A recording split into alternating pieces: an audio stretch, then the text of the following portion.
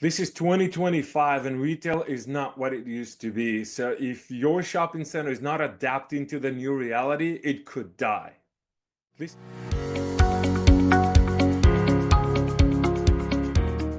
I'm Joseph Goslan with Eureka Business Group, your retail navigator for the Dallas-Fort Worth market. And today I'm going to share some actionable strategies to make sure that you stay ahead of retail trend and your shopping center thrives throughout those changes.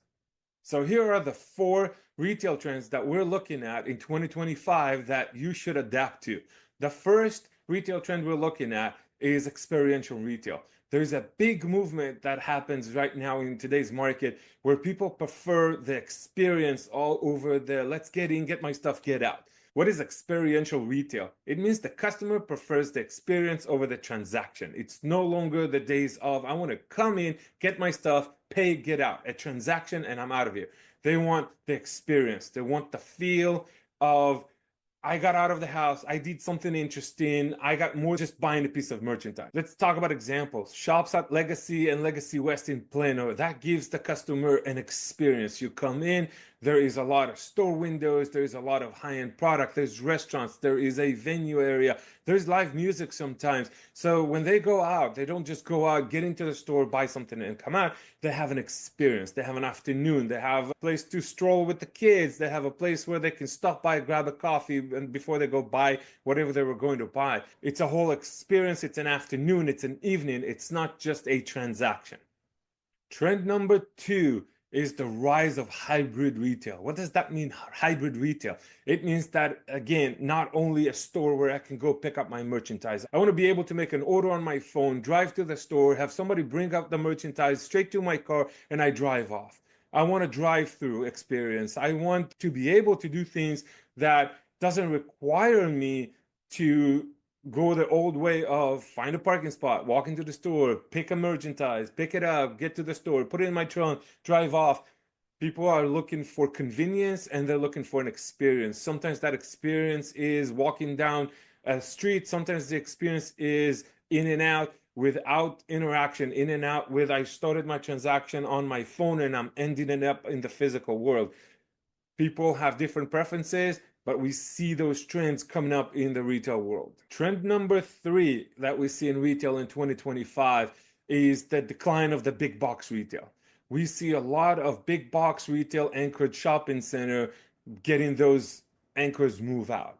Albertsons, Kroger's, and so on. We see those end their lease, move out, and then the shopping center owner is stuck with a massive anchor tenant that is vacant. This is not good because the rent is not there anymore, and it's not good because the traffic is not there anymore, and it impacts the rest of your tenant in your shopping center.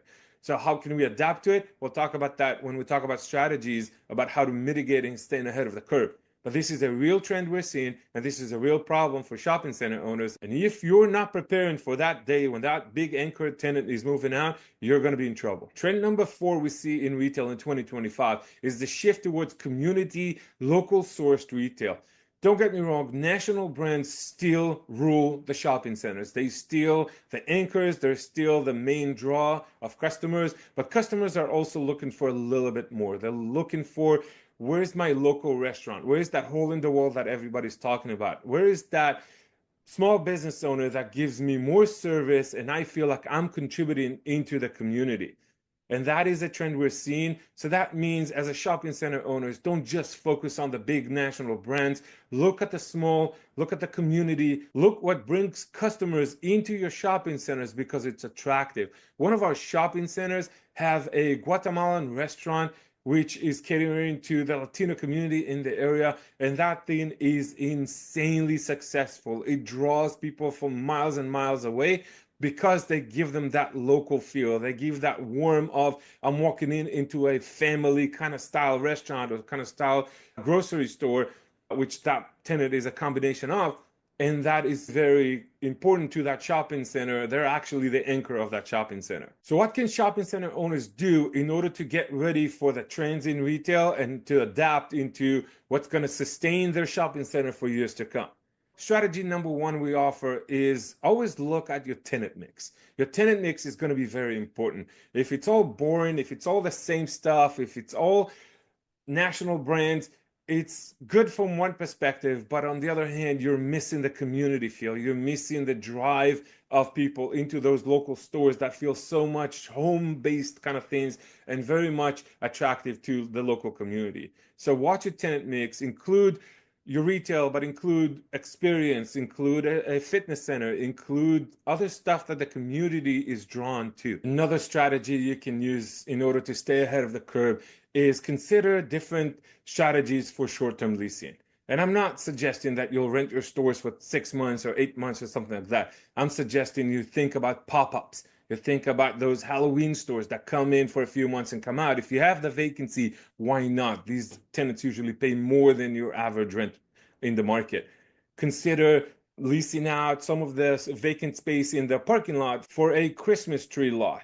Consider having a farmer's market come and spread out in your parking lot over the weekends and stuff like that. So look at these opportunities. Those are double wins because it's an extra income that you were not expecting, but at the same time, it provides that community feel that we talked about earlier. Another strategy you can take with your shopping center is look at the opportunity to bring in community events. What does that mean? We're talking about live music. We're talking about that farmers market I just mentioned. We're talking about maybe bringing an artist to do a mural if you have a space on one of the areas in the shopping center. Maybe if you have a bookstore, work with the tenant to bring in an author to do a reading.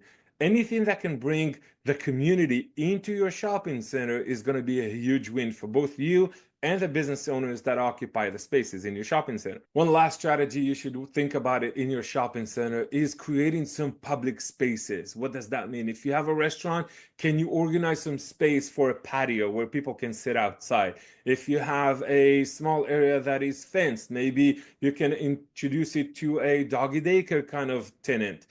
All these kind of things that where you can take your outside space and repurpose it in order to have more engagement with the community, have more experience-based retail brought into your shopping center. These are all going to be great wins for you. So we talked about a few trends that are coming to retail in 2025. The retail landscape is evolving all the time. So you as a retail center owner needs to evolve the same as retail is evolving. And only retail shopping center owners that are going to evolve are going to not only survive the changes in retail, but also going to be thriving through it. Do you see any retail trends in 2025 that I missed? Let me know in the comments below. If you're ready to transform your shopping center to adapt to the new trends in retail and you need help, I'm Joseph Gosling with Eureka Business Group, your retail navigator for the Dallas-Fort Worth market, and I can help you do that. Just give me a call, shoot us a message. We're here for you.